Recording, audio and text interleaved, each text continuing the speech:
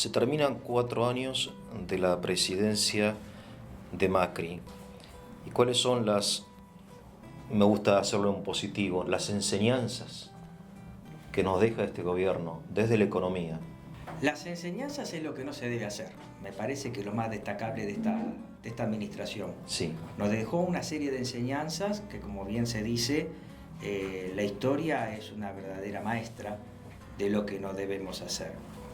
Y bueno, la administración Macri es un ensayo de una serie de medidas, algunas espasmódicas, sin objetivos precisos y claros, que llevó a que la economía argentina esté al borde de una crisis de balanza de pagos y de un default soberano, que seguramente formalmente va a ser declarado por la próxima gestión que asuma a partir del 10 de diciembre. Rasgos positivos desde la perspectiva económica que yo sostengo son muy pocas, es decir, hubo una verdadera mala praxis desde el comienzo de la gestión. Por ejemplo, ni bien asumió,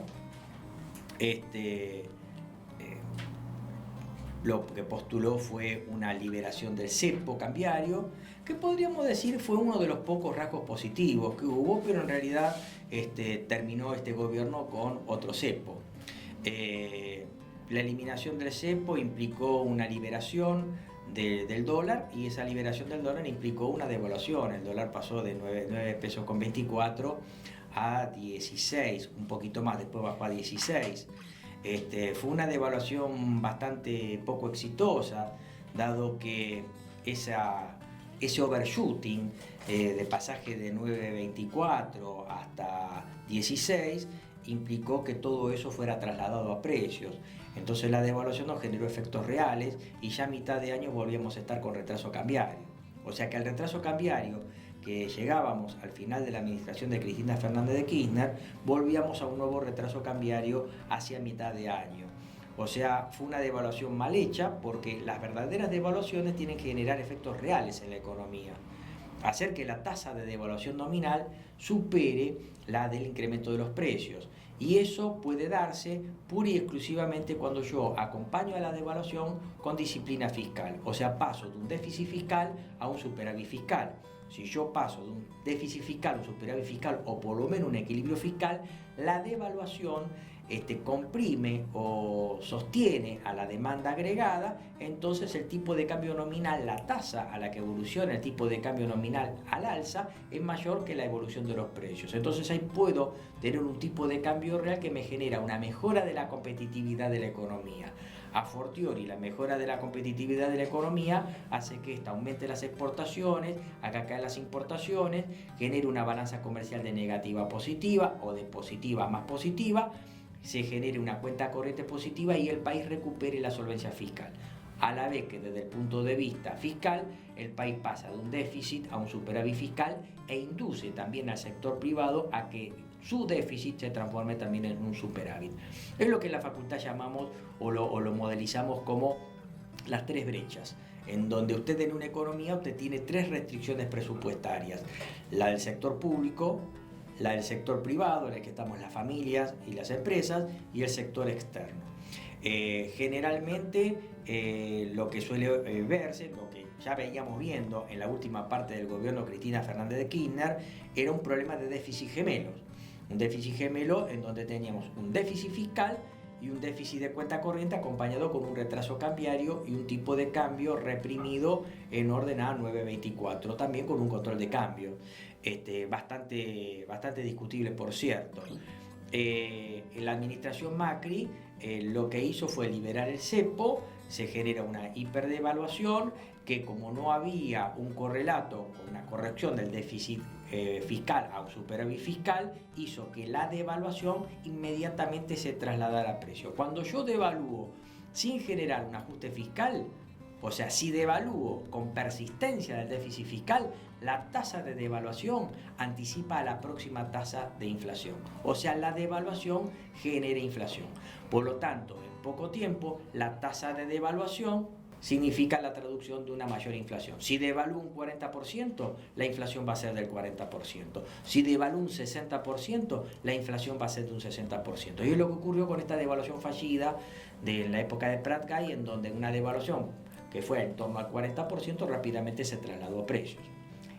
Lo que dicen los manuales y decimos en la facultad, para que una devaluación sea efectiva y tenga efectos reales, en términos de un tipo de cambio real alto, la devaluación tiene que ser acompañado con un ajuste fiscal, transformar el déficit fiscal en un superávit fiscal o por lo menos en un equilibrio. Bien. Esa devaluación empezó mal. Bien, es bastante difícil lo que usted está explicando. Sí, requeriría por ahí una serie de conceptos previos. Podríamos, ya que nuestro canal es más bien de carácter no polémico, sino educativo, y está orientado a la comprensión, porque, a ver, yo veo algunas veces estos programas sobre economía en televisión.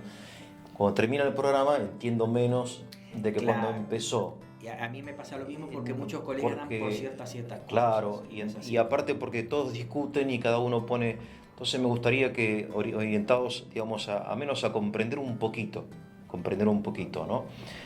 Devaluación, definición. Primero, para ver devaluación tenemos que ver qué es una tasa o relación de cambio. Sí. Y una tasa o relación de cambio se define como la cantidad de moneda local que se necesita para adquirir una unidad de moneda extranjera. Sí. Por ejemplo, aproximadamente en el día de hoy se necesitan 62 pesos con 50 para comprar un dólar. Esa es una tasa o relación de cambio. Bien. La cantidad de moneda local necesaria para adquirir una unidad de moneda extranjera. Sí.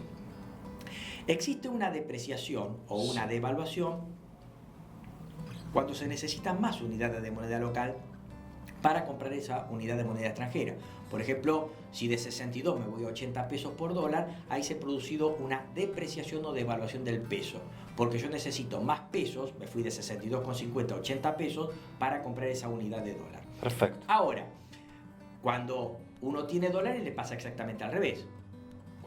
Cuando el peso se ha depreciado o devaluado, el dólar se ha apreciado o revaluado. Claro. Una apreciación o una revaluación es cuando se necesitan menos unidades de una moneda para comprar la otra. Cuando el peso se ha depreciado o devaluado, el dólar se ha apreciado o revaluado en términos de que se necesitan menos dólares para comprar un peso. Bien. Y al revés, cuando, por ejemplo, nos vamos de 62,50 a 50 pesos por dólar, ahí se ha producido una apreciación del peso, en términos de que se necesitan menos pesos para comprar ese dólar. Antes 62,50, ahora 50. Y el que tiene dólares le pasa al revés. Bien. El que tiene dólares, el dólar se ha devaluado, depreciado, necesito más dólares para comprar Entonces un la peso. devaluación, entiendo, es una medida política.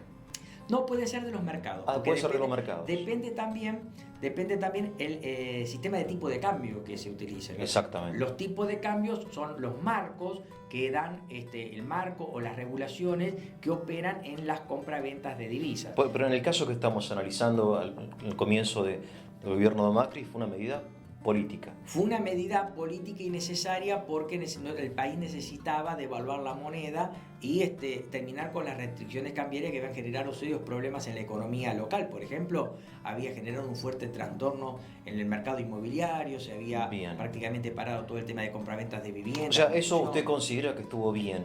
Esa medida inicial de devaluación. La medida, pero mal instrumentada. Porque instrumentada. Lo que generó fue una devaluación una devaluación que generó precios, aumento de precios. ¿Por qué no hubo ajuste fiscal? Porque no hubo un ajuste fiscal. Bien. Ahora, el tema es, el ajuste fiscal no vino y no llegó por una sencilla razón. Yo creo que el gobierno fue bastante voluntarista, bastante ingenuo en interpretar el diagnóstico de la situación que se estaba viviendo. Nuestro país iba rumbo a un problema de crisis de balance de pago, o sea, un problema de agotamiento de reservas.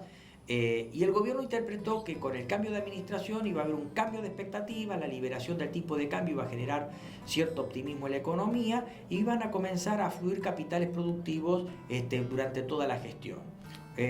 Como buen empresario, él veía que al llegar con un grupo de también gente de gerencia, en algún momento se lo llamó seocracia, lo que iba a tratar de hacer es generar un fuerte impacto, un cambio de política, buenas expectativas por parte de los agentes económicos locales e internacionales, e iban a comenzar a generar un shock de inversiones y un shock de ingresos de divisas para posicionarse en emprendimientos productivos. Bien, entonces tenemos que la devaluación fue una medida necesaria. Era necesaria. Era necesaria. Bien. Bien. Y la expectativa era que mediante o gracias o en parte a la devaluación y otros factores, supongo, de confianza de los mercados, iban a ingresar capitales Sí, se hablaba de carácter productivo. Exactamente, se hablaban de 20.000 millones de dólares por año. Esa era como la expectativa del gobierno Exactamente. que no se cumplió. No se cumplió. No se cumplió. No se cumplió porque el capital que vino no precisamente era productivo, sino que era un capital especulativo de corto plazo. Claro. Porque el gobierno lo que hizo fue devaluar, la inflación no la pudo sojuzgar, Sí. la inflación fue alta. Entonces a lo que se recurrió fue a una política monetaria contractiva para tratar de morigerar la inflación. Eso generó que las tasas de interés locales fueran altas. Al ser las tasas de interés local altas, comenzó a generar el ingreso a la economía de capitales especulativos de corto plazo, que generó mayor apreciación del tipo de cambio.